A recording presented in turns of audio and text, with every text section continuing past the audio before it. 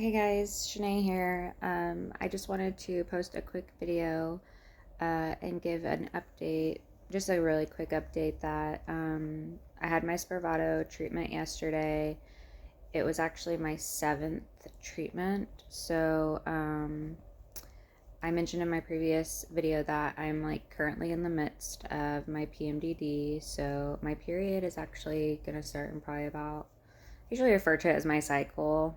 I don't know why, it just seems like a better term, but I'm forecasted right now at 10 days out. So right now I'm not really like in the thick of the depression, but it's just gotten worse, like I said yesterday, since 2019. It's been from ovulation to my cycle start date, which wasn't how it was for many years.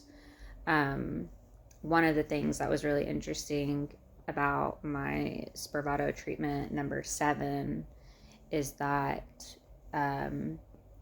we're noticing a trend. That for those of you that don't know much about Spravato, essentially it's a ketamine treatment, nasal therapy, and it is for treatment-resistant depression or people that have major depression with suicidal thoughts or ideation. I personally have never attempted suicide. I haven't ever come up with a plan for suicide. But if I have thoughts about like death or just an overwhelming hopelessness and that type of thing, it's going to be during my PMDD time frame. And it's going to be more specifically probably those like 3 days prior to my cycle starting.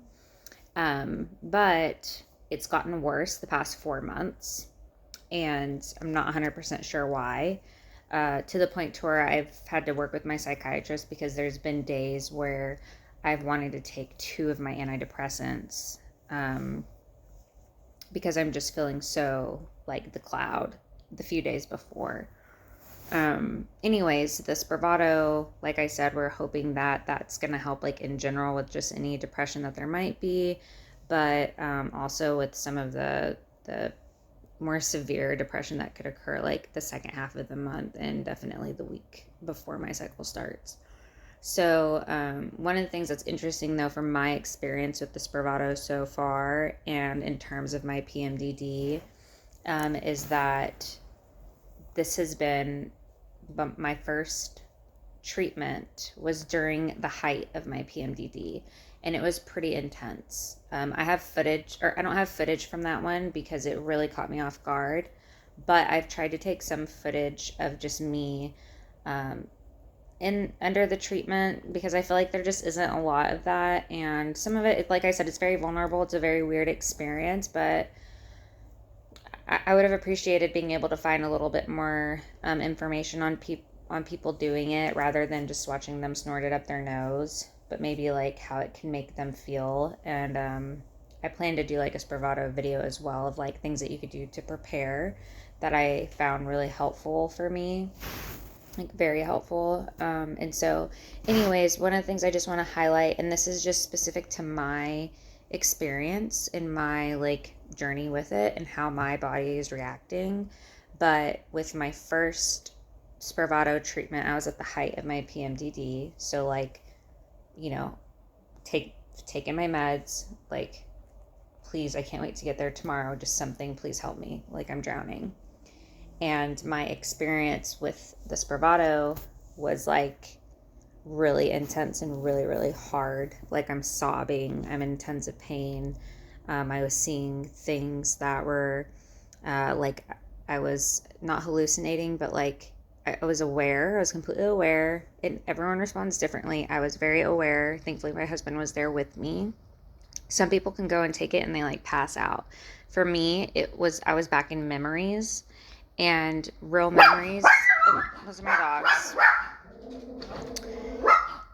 Hopefully I can ignore them, but I was back in memories that were like from my childhood, and I have a lot of pain and things I'm working through just with my dad. That's like a really sore subject for me, just like I mentioned previously, he suffers from an illness that's just very difficult, and I fear that I might lose him soon. I hope not, but I might. And so, anyways, I felt like memories of me being with him that were so real that, like, if I touched the wall, for example, like, it was like my bedroom wall, like an actual memory from when I'm like 14, and I'm in that memory, and I hear my grandma like making like things in the or doing our laundry.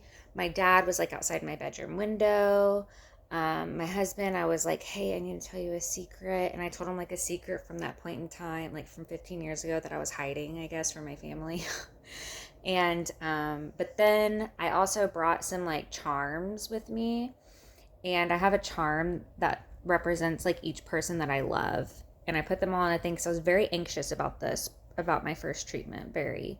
And I couldn't find good information online. Like some people had shared about their like what it was like for them, but not much detail. And I'm very like OCD when it comes to medical because I get very afraid.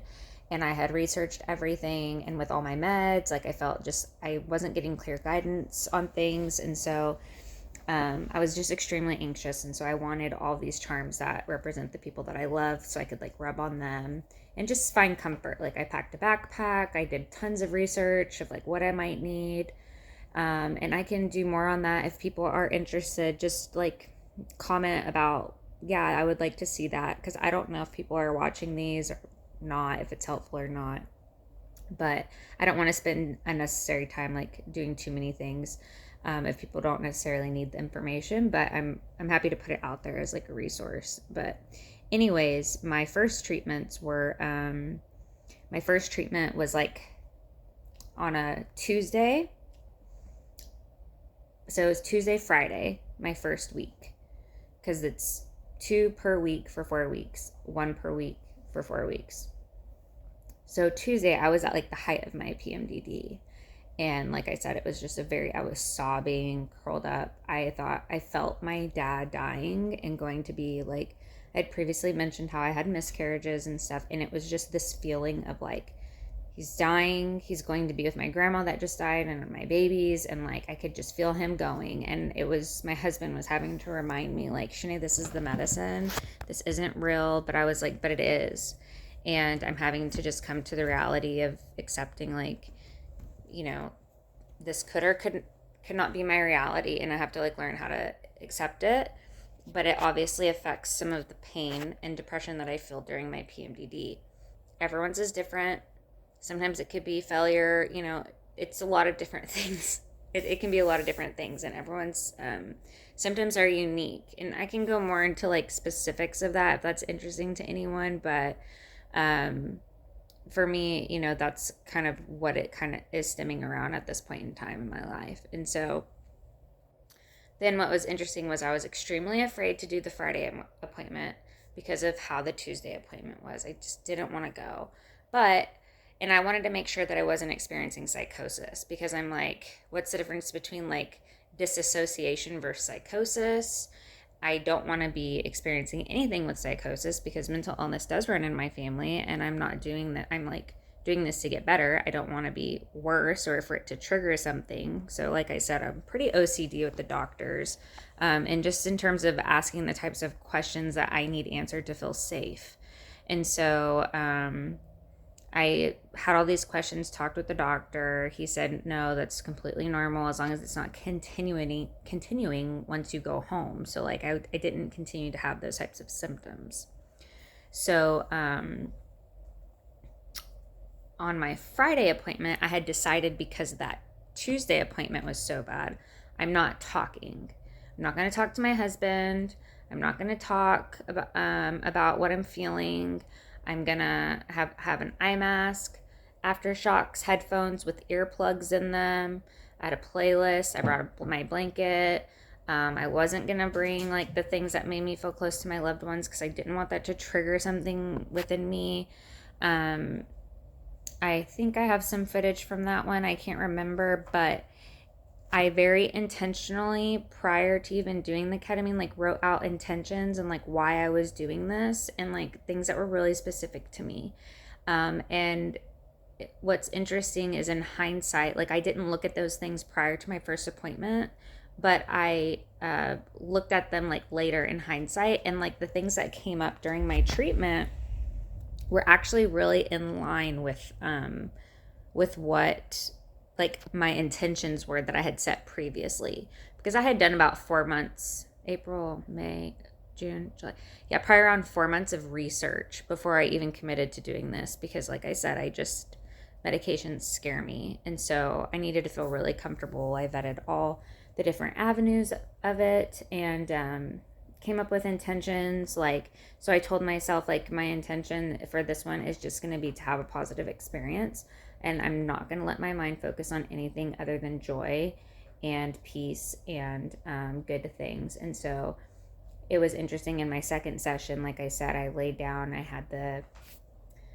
thing on, my eye mask on, and I put on like a trance uplifting station on YouTube, and I use something called Aftershocks. I can show those later. My aunt like so graciously got those for me, and they've been a saving grace, especially in this treatment.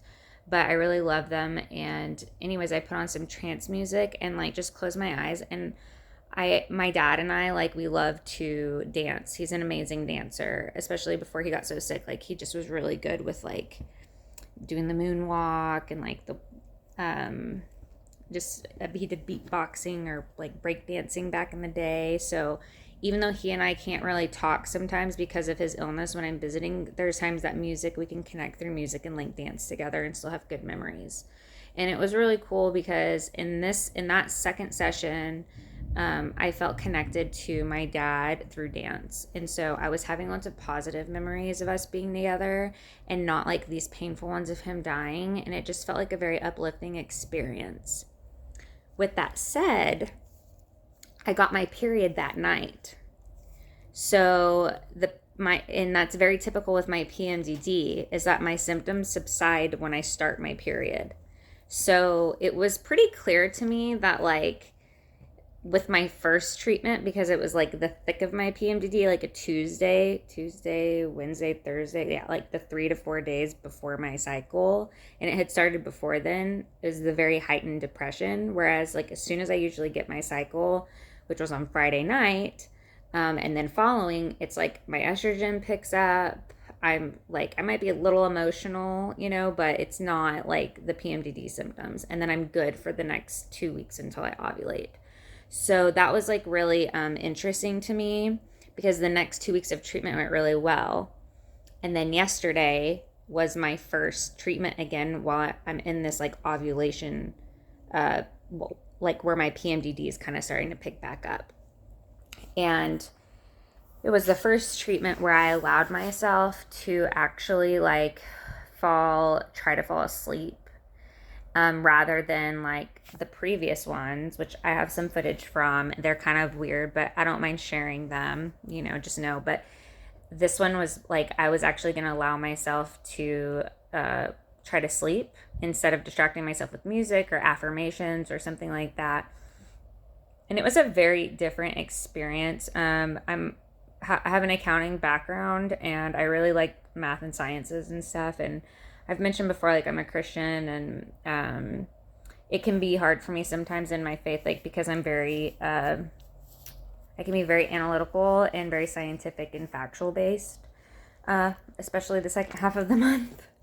And so I found myself with this, I don't want to call it a trip, because it's not a trip. Like, your mind, you can take control, you can take control over some of those thoughts. Like, if you don't like the way that they're going, you have to remind yourself, like, I have control and I can divert the way that my mind is starting to think under this. And so, but I let myself go with it, and it got pretty dark, like, I'm gonna be honest.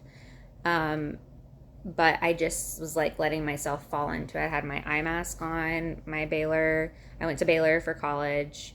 I put that on, my blanket on, and I just curled up, and I had like, it was a very different experience, very scientific. I kind of was feeling like I was in a couple different dimensions. It was also like I was curled up, like in the fetal position, kind of like resting on this recliner. And because it was dark, it was like I had moments where I felt like I was in my mother's womb, but I felt very safe and very protected. And then I also had a lot of scientific, analytical things going on in my mind. There was one point where I felt like, with death, so like people that have PMDD, if you have the major depression, the thought of death is typically pretty common. It might not be like I want to die, but it could be like I'm going through so much pain, I don't like, it could be passing thoughts of death. Like, oh, it wouldn't be so bad if I just like got hit by a car today. Like that, those kinds of things, but you recognize them, acknowledge them, know that they're unhealthy, and you fight them. And so, anyways, it's not uncommon for things, thoughts of death, like that's not necessarily suicidal. So, I just don't want anyone to feel like shamed, in expressing those things, but especially with PMDD, because if you're feeling hopelessness and like failure and just all these different things, that's not an uncommon symptom. I feel like a lot of people don't like to talk about it, but like I said, I've never been hospitalized or anything like that. It's very common. I think the biggest thing is being self-aware and knowing how to plan around it. So, anyways, that experience yesterday was pretty intense. Like I said, I had the feelings of being in my mom's womb, which made me feel very safe. But then I also had some feelings of letting myself just kind of fall into where my mind would go. And for a minute, I thought, I wonder if is what it would feel like to be buried alive. And I was like, maybe, and I'm okay with that. And I just let myself kind of go through that. And then I started looking at things very objectively, like, and very matter of factly, like more science based, like when it comes to life and death, like we live, we die, that's reality. How we die doesn't really matter. Like when we die, we don't know. At some point, we will have extinction. Like if there's not another World War III or some kind of natural disaster, that causes something to ruin the earth, like just factually in 500,000 years, like the universe is always expanding. So the sun would eventually heat the water because it's expanding, and something will happen, if not before then, by 500,000 years to earth. So anyways, in my own analysis, in my own experience, I was just starting to look at life very matter of factly.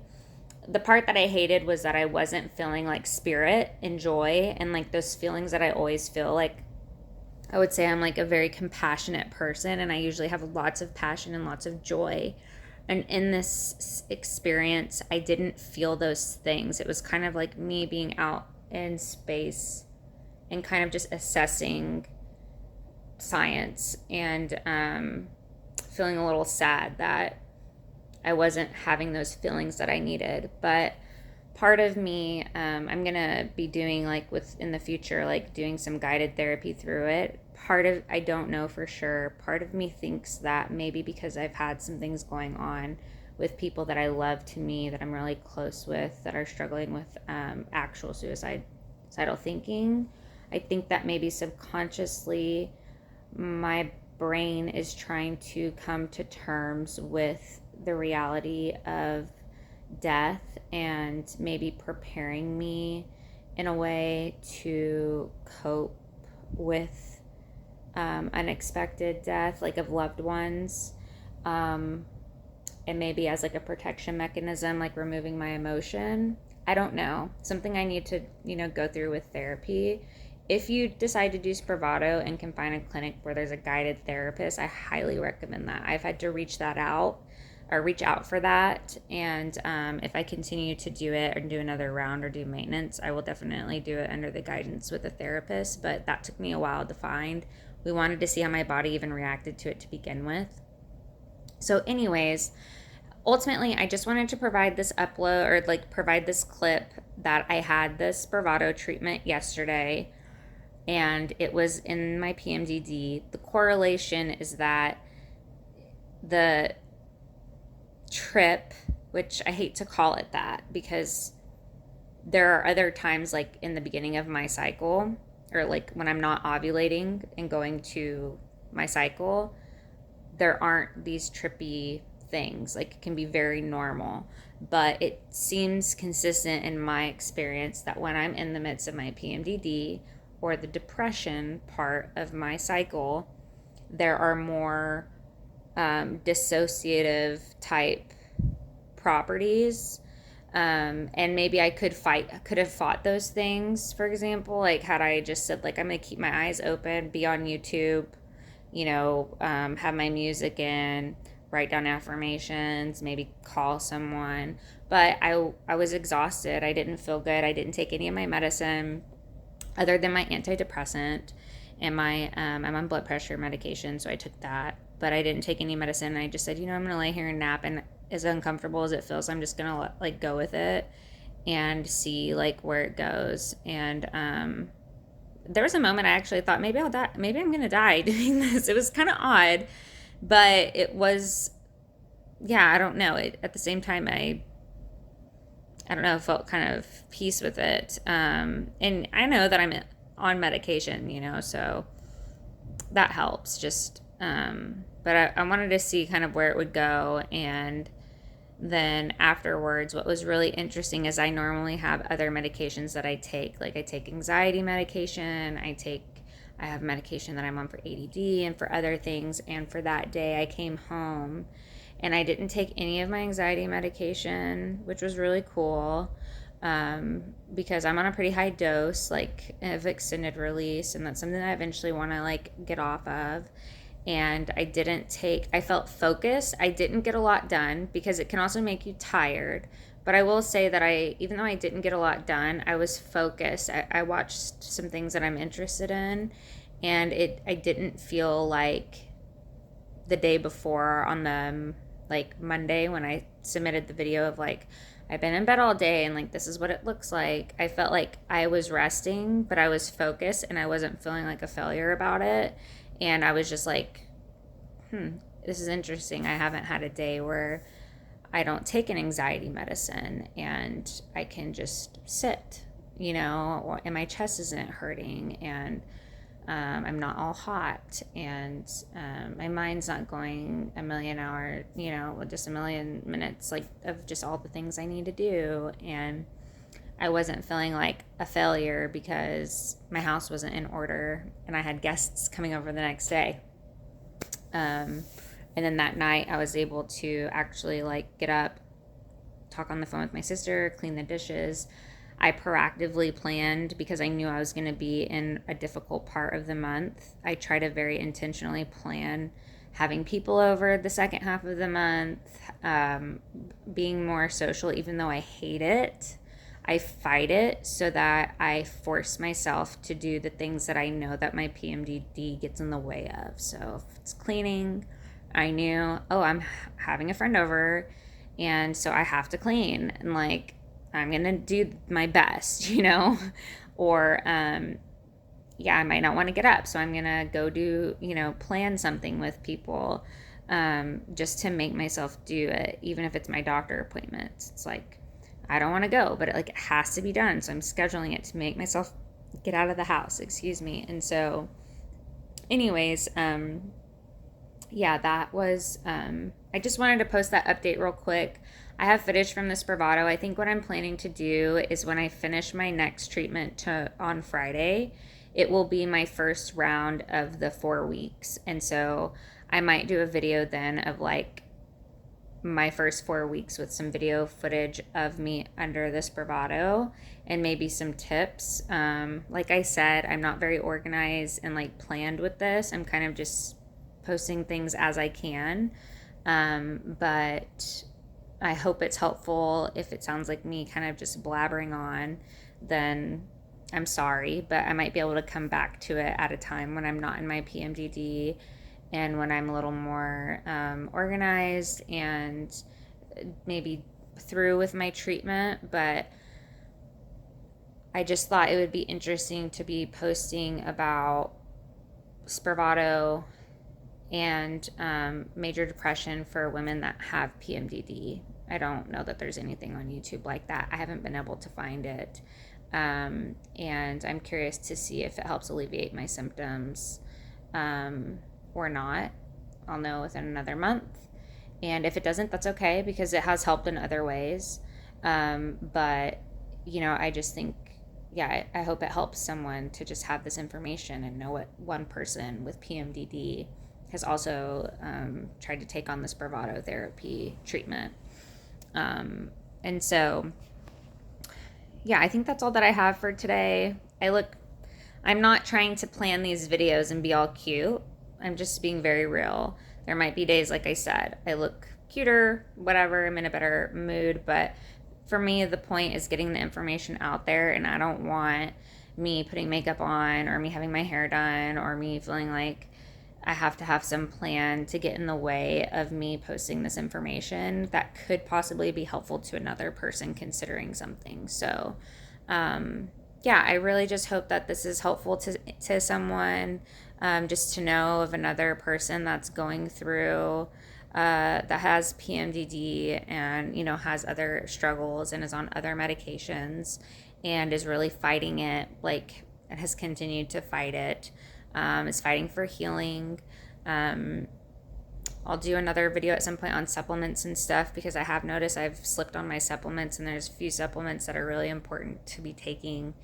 And sometimes, the PMDD could get a little worse if you're not like on your supplement game and like your diet game. So I will let you, this is my little baby, Royal.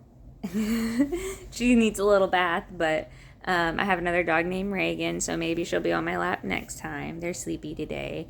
But I hope everyone has a great week, and had an appointment with my psychiatrist today, gave him an update. I have an Invisalign appointment tomorrow. That'll be another probably thing I'll post about, because it's been kind of like a crazy ride for me. And then I also have an appointment with my MD tomorrow. And then I have a Spravato treatment on Friday. And then we're going out of town next week. So, I'm going to just keep posting these, and, fingers crossed that it's helpful to someone. But please feel free to provide any comments if you have any questions or want me to touch on something more specifically, because I know I'm kind of rambling a little bit about my experience, but I don't want lack of, I don't have the time currently to do many things that I need to do myself. This is easy for me to do spontaneously and on a whim, and I don't want planning and things coming across perfect to get in the way of me just putting the information out there. So if haters want to hate, that's fine, but keep it to yourself.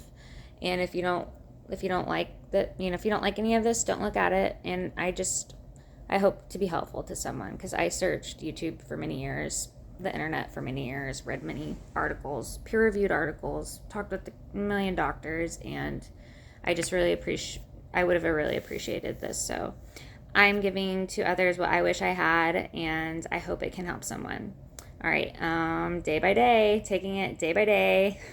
Don't think too much about tomorrow. Just focus on one thing. Even if it's writing something down, making an appointment with a friend, downloading your Clue, like I use Clue, downloading an app to track things if you're thinking this might be something that's going on. Just focus on doing one thing at a time if you're in your PMDD, and know that that is enough, and give yourself grace. So I hope you have a wonderful day, and I will be trying to post something real quick maybe on Friday after my session, or over the weekend as like a summary. I'm not sure. But have a great week.